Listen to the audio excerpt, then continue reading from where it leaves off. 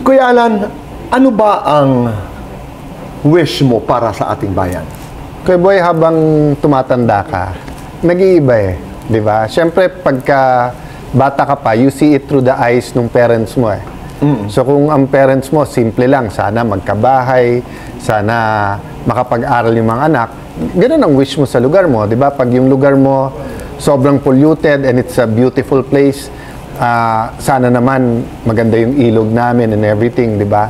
And then pag tumatanda ka siguro parang yung maayos lang, Kuya Boy, di ba? Yung parang sana naman walang corruption, sana naman walang naaapi, pag may naaabuso, napapanood, sana naman, di ba, whether that's child labor or may white slavery o kaya yung dahil mayaman siya. Remember dati sa golf course, foreigners, sinampal yung Pilipino na naman tayong apihin sa sariling bansa, lupa natin. Diba? Sa sarili nating lupa. Tapos, pwede ka naman magalit na hindi ka nananampal. Pero siguro, Kuya Boy, over the years and over the decade, naging meaningful talaga sa akin yung sa Lord's Prayer na Your kingdom come here on earth as it is in heaven.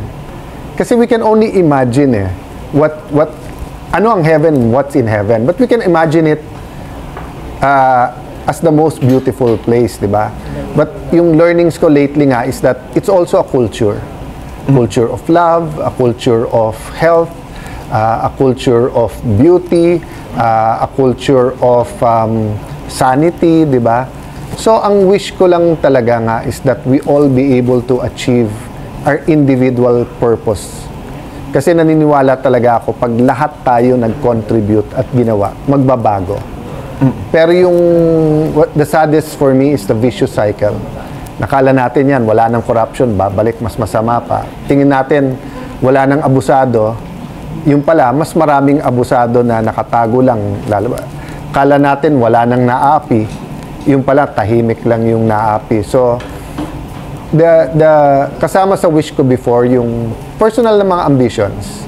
Diba? But, na-realize ko later on na tama yung kay King Solomon na pagdaan ng hangin, wala na yan eh. Diba? Pero pagka yung His kingdom becomes our kingdom here, that's something really worth fighting and dying for. Diba? Puntahan ko lamang yung pagbabago kasi naririnig namin yan. Ang ingay-ingay ngayon ng mundo, ang ingay-ingay ng ating bayan, iba't ibang naratiba. Depende kung sino ang iyong kausap. Hindi ko nagkakaisa doon sa issue ng korupsyon. Ang tanong, sa gitna ng lahat ng ito at sa ating pagnanais ng pagbabago, saan tayo dapat magsimula? First and foremost, at million na ang nagsabi nito, billion tao na nagsabi, you start with yourself, Kuya Boy. Yung self-governance, di ba? So before you tell anyone to change, you change. But the reality is, we keep saying we want to change, but dun lang sa hindi tayo komportable. So kung komportable ako na nagda-drive ako sa biking lane, kung komportable akong hindi nagbabayad ng tax, komportable ako na ako VIP parate, what do I want to change? Ay yung corrupt, yung saan ako hindi VIP. So, the change has to start with you. And it has to be a real transformation, di ba? It has to be, yung batas para kay Kuya Boy ay batas din kay Alan, batas din kay Juan de la Cruz. Ang problema, Kuya Boy, yun yung mahirap. Mas madali yung, ano ba rally ngayon? Ang OFW ay hindi tinatax doble. O, sama ako doon. Sinong hindi galit sa level ng corruption ngayon sa Ghost, Kuya Boy? I mean, no-brainer yon. Pero yung tunay na pagbabago, nandun din sa mga mahirap baguhin. May sumulat nga ng article si Jeremiah Bellica, sabi niya, ako ay anti-corruption. Bakit? Kasi hindi ako nagdadaya sa exam. Kasi hindi ako nagsisinungaling sa kapwa ko.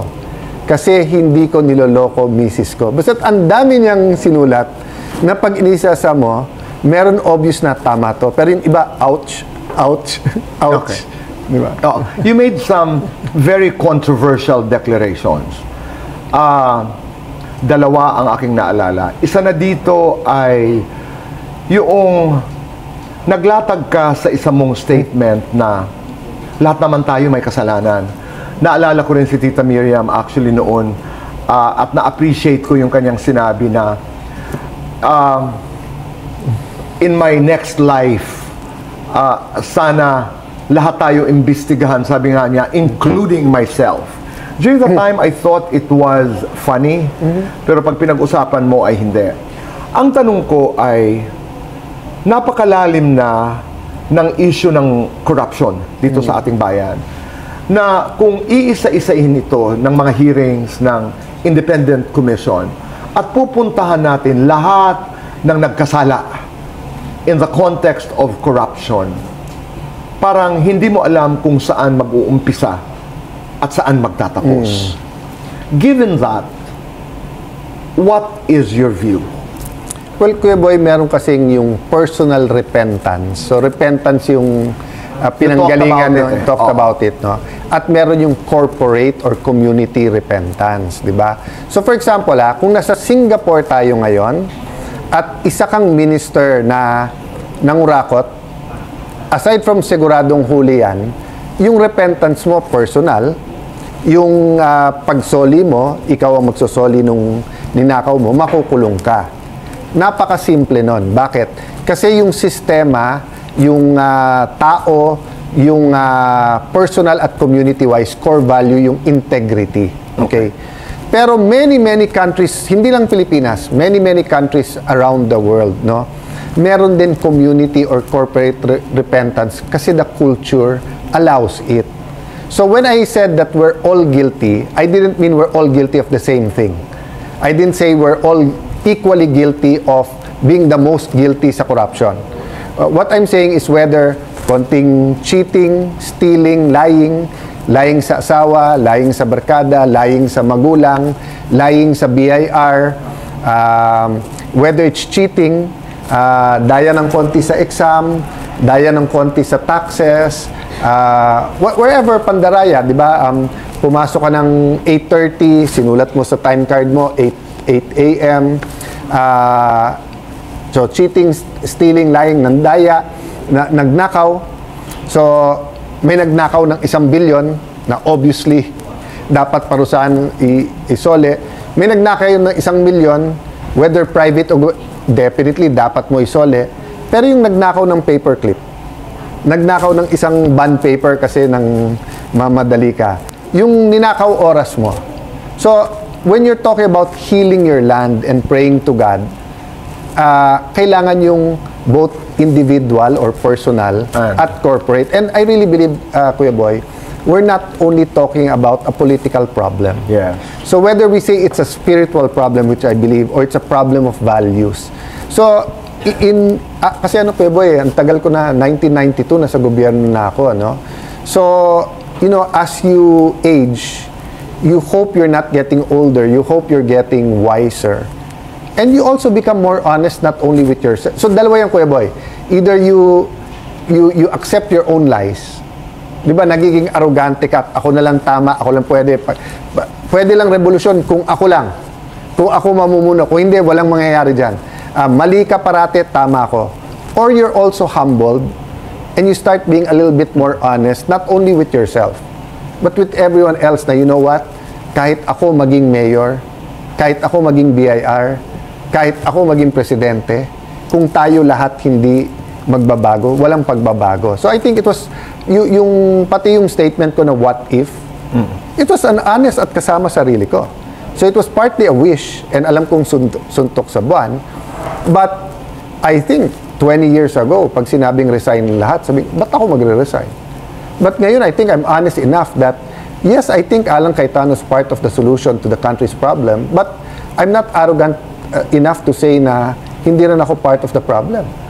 So kung magiging solusyon is one term, lahat ng incumbent ngayon, wag munang tumakbo. Yun yung ibig sabihin ng Kuya Boy, ng what if, yun yung part ng an honest conversation. Right. Diba na? Oo. Anong reaksyon mo sa naging reaksyon doon sa iyong what if? Halo-halo, Kuya Boy. Kasi on one hand, it's an honor na on a Sunday afternoon, mag-post ka, biglang Sunday night, Monday, who's who, nagre-react, lahat pinag-uusapan. nakakagalit din pag twist o binabali kasi sinasabi nila doon parang pag nag-resign daw lahat, nakalaya yung mga kurakot. May kolumnista pa na very kilala at credible na sinabi it's a may agenda para protektahan yung mga kurakot. There's claiming to be political analyst at mga players na halos yun din ang sinasabi. So, nakakagalit kasi nga, alam naman natin lahat, Kuya Boy, pag nasa power ka, mas madali mong depensahan sarili mo. Whether guilty or innocent. Pag hindi ka in power, mas madaling ikulong, di ba? So, may konti ding ganito na ba mundo ngayon na ganun? Kasi dati, Kuya Boy, ang hirap mag-twist kasi ma-fact check o mako-call out ka. But ngayon, napaka-segmented na as long as natutuwa yung sarili mong segment, Okay. diba, it's easy to, On one hand, I feel the confusion of this generation. No? I'm not talking about the young people. I'm talking about all of us who exist in this generation. Kasi dati, there's your opinion, my opinion, good and bad, majority, minority. Ngayon, what's good is that there's 100 million Filipinos, there can be 100 million opinions, but there's so much confusion kasi paano tayo mag-uusap man lang na may sasabihin ka, babaliin ko, sagot ko, babaliin. Yeah. Oo. At magkakarinigan. Maraming tao are invested, are engaged dito sa lahat ng kontrobersiyang ito. From where you are, may pupuntahan ba ito? Kuya Boy, ako naniniwala that God gives crossroads. There's always opportunity, there's always danger. Okay. Diba? So, pinayagan ng Panginoon mangyari yung ghost. Bakit? Kasi may free will tayo, may choice tayo. Pero pinayagan niya ma-expose. So, ngayon na na-expose, anong gagawin natin? Diba? Will we find real solutions? Will we really look at ourselves in the mirror and say na Alan is good here, bad here, so here, so magbago na tayo? Kaya nga we're talking about, sa English mas madali, Kuya Boy, kasi iba yung change, iba transformation. Sa Tagalog kasi dinadagdagan lang natin ng tunay na pagbabago. But iba pa rin yung real change, yung transformation. So, people who study history, let's say Singapore was very much like the Philippines. Mas marami pang challenge kasi not only was it racial, religious, yung wala silang resources, yung problema nila sa Malaysia, yung corruption was also cyclical na ibabaksak din sila, no? But if you look, nagkaroon ng hindi lang change after change after change. One day they were transformed. So ako, I can see the transformation. I remember the days where mas maraming matapobre. And pati may pobre din na matapobre din. Hindi lang mayaman ang matapobre. But now, I see Filipinos appreciating Filipinos, di ba? I see Filipinos not distinguishing between OFW na super yaman at OFW na kasambahay. So, dati, ang human rights para sa mayaman lang. Pag ikaw mahirap at pumayag ka maging domestic helper, ay wala kang karapatan. Kung ikaw prostitute, sorry, wala kang karapatan magsabing no. Lahat na lang yes ka. Hindi totoo yun. Di ba? So, nakikita ko naman yung mga pagbabago. Pero, Kuya Boy, yung transformation that, yung madalas sabihin ng mga magulang, anak, para sa'yo to. Tapos yung anak naman parang, ngayon, ikaw na yung tatay, ikaw na yung lolo. Nasaan, kailan? Di ba? So, but, I think the worse the crisis, the bigger the opportunity.